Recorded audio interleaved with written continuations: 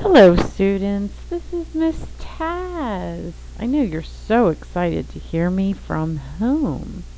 Today we're going to look at Chapter 8.1 Law of Sines. Now hopefully you did some of this in Miss T-Vault's class. That is my hope anyway. So we will find out. First we're going to walk through where the law of sines comes from.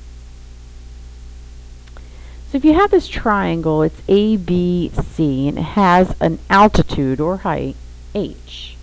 Well, we should know that from this triangle ABC that this side should be called B, and this side across from there should be called A. So my question is, first one is, if we have triangle BDC, that's triangle BDC, alright, BDC, so this triangle is what we're looking at right now. If we have triangle BDC, what's the sine of B? So from this angle. So it would be H, right, opposite over A. So this would be H over A, H divided by A. So if we now solve that for H, we'd multiply by A, and we would have A times the sine of B. Now if we look at triangle ADC, so that's this one, ADC, and we want to find the sine of A from this side, that's going to be then again the opposite over the hypotenuse. So that's going to be H over B this time. So if we solve that for H, we're going to get B times the sine of A. So from steps 2 and 4, since these are both set equal to H, that must also mean that A times the sine of B is equal to B times the sine of A, because, well, H has to be equal to H.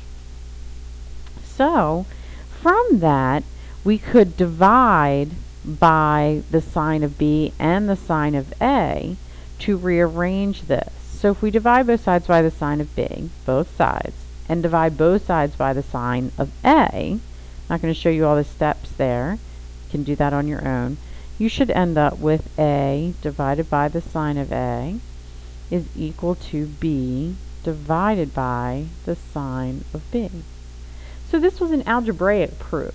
I know, we don't like proofs and, you know, all that jazz, but it's not a geometry proof.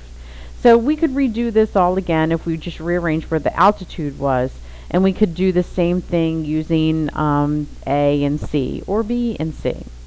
And so we'll come up with the law of sines, which is the side of A divided by the sine of A is congruent to the side of B divided by the sine of B, which is also congruent to side C divided by the sine of C. Okay? So, moving on.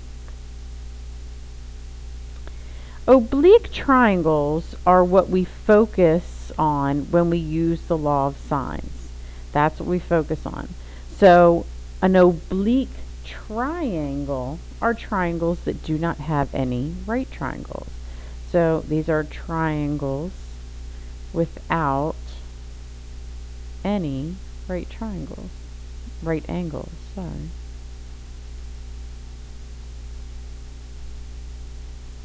Okay, and we've already defined the law of sines here, so that's just again the law of sines, which we saw in the first place. So we're going to be focusing on oblique triangles. We're not in chapter 5.4 anymore, in which we were looking at solely right triangles. So example 1. Example 1 here, we have a triangle, angle A, angle B, and side B. So in geometry, you learn side angle side, side side side, and so forth, all these different geometric proofs that you use. So here we're given angle A, angle B, and side B. So hopefully you've already said it to yourself that you have been given an angle, side. Now we're solving the triangle. If you recall from class, that means that you must find all missing angles and all missing sides. So it's very easy to find the first missing angle, which we'll call angle C. And so angle C, since they all have to equal 180 degrees, is going to give us 95 degrees. So this is not only an oblique triangle, but it is an obtuse triangle, since angle C is 95 degrees. So I'm just going to draw it. Doesn't have to be super accurate. This is going to be my angle A, so that's 25. Here's my angle B, so that's 60. And we know that side B, so that's directly across from angle B, is 8 units. Okay? So in order for us to use the law of sines, remember this is now side B.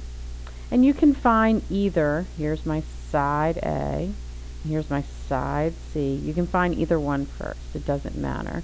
So I'm going to go through and I'm going to find side A first. Alright, so we're going to do the law of sines. That's side A over the sine of A.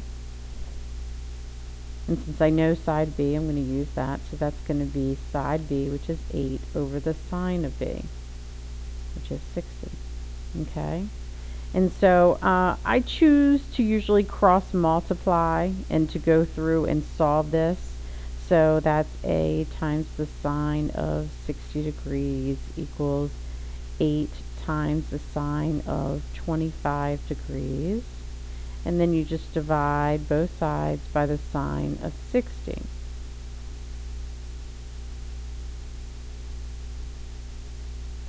So those cancel out. And side A is going to be approximately 3.904 units. So we have angle C. We now have side A. And now we have to find side C. So again, since it's not a right triangle, you cannot use the Pythagorean theorem. You have to go through the same process here. So I'm just going to move everything up here so I can get a little more room going on. Alright, so now we're going to find side C. So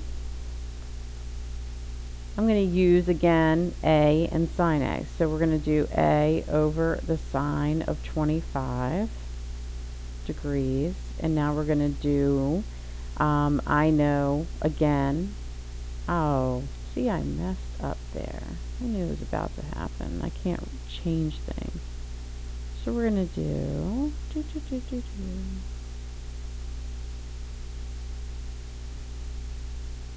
oh, no, sorry. This is my first time making these, so you guys are just going to have to hang out with my mistakes here. So I'm going to do 8 over the sine of 60. And then I'm going to do this combination, which is side C over the sine of 95. Okay? So there we go. We're good. So now again, we just cross multiply, so you'll now have 8 times the sine of 95 equals C times the sine of 60, and divide by sine of 60 again.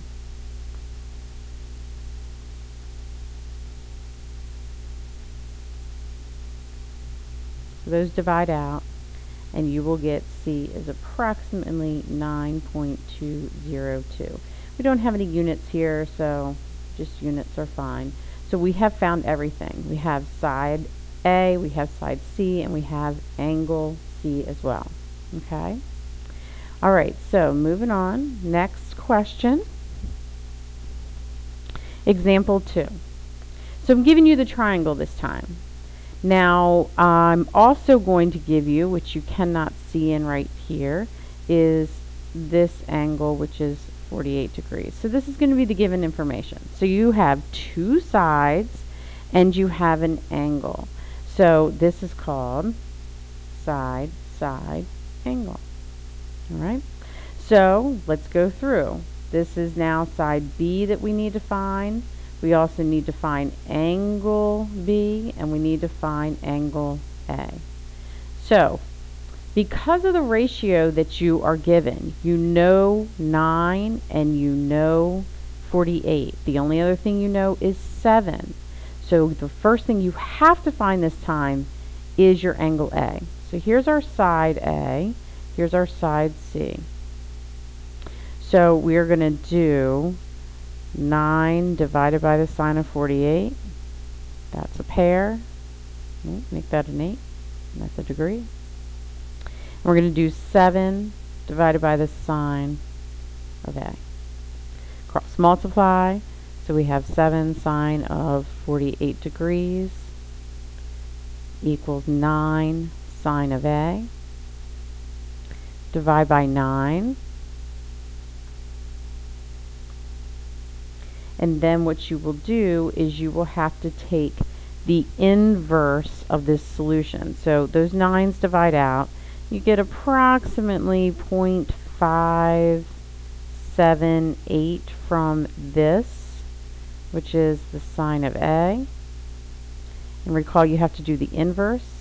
So angle A is now the sine inverse of 0.578. So this is now approximately 35.310 degrees. So here's our angle A. And you should know that it's very easy then, if you have two angles, to find the third angle.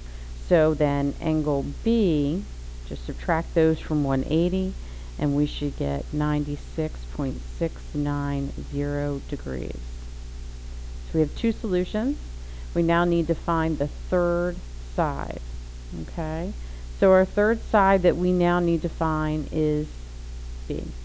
So I'm just going to pull back again with the same ratio. We now have 9 over the sine of 48 degrees. And we need to do side B, that's what we don't know, over the sine of B, which we just figured out, which is 96.690 degrees. Sorry for my sloppiness. Alright, at this point I've done 3 cross multiplications. We've gone through that process. Hopefully you're understanding that. You cross multiply, solve for B, and B should be approximately 12.028. Remember, you can pause these at any time so that you can work through these problems and see if you're getting the answers that I'm about to give you, or backtrack and try it again. Okay? So we have found everything. We have all the angles and all the sides. So we're going to do one more example. Last one. So the question again, you can see I keep asking the same thing. What are you given? So you know an angle, another angle, and a side that is in between them. So this is called angle, side, angle. Now I am not asking you to solve the entire triangle this time. I'm only asking you to solve for y. So the first thing hopefully that you're thinking is, haha, I already know the third angle. This missing angle up here, that's very easy to find. We should know that that calculates to be 112 degrees.